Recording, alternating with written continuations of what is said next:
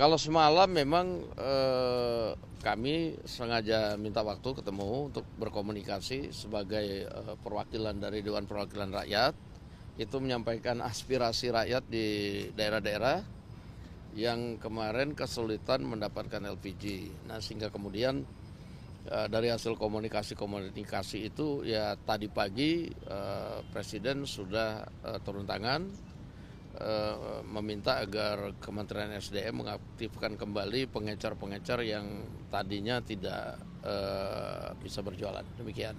Artinya sebelumnya belum pernah disampaikan ke Pak Prabowo sampai kemudian Pak Presiden harus turun tangan begitu? Jadi sebenarnya setelah dicek itu ada kebijakan dari internal Kementerian SDM itu untuk mengaktif supaya menertibkan pengecer-pengecer yang harganya tidak seragam dan cenderung mahal di masyarakat. Nah, kemudian ternyata dalam waktu yang bersamaan penertiban itu ternyata menimbulkan dampak yang seperti kita sama-sama tahu. Nah, sehingga akhirnya dari hasil komunikasi semalam dan dievaluasi tadi pagi, Presiden kemudian meminta supaya secara parsial dilakukan administrasi penertibannya, tetapi pengecer-pengecer bisa sambil berjualan dulu supaya rakyat tetap bisa membeli LPG-nya. Demikian. Berarti administrasi penertiban itu nanti akan dibikin aturannya atau gimana sih? Iya, jadi memang di SDM sendiri sedang bikin aturannya gitu. Oke. Hujan. Terkait yang jadi masalah apa yang sih, meninggal gitu, apa responnya itu seperti apa sih Pak responnya dan bagaimana? Kemudian gimana? Ada warga yang meninggal karena antri LPG itu respon Presiden itu bagaimana? Apa dan tahu ada kasus seperti itu?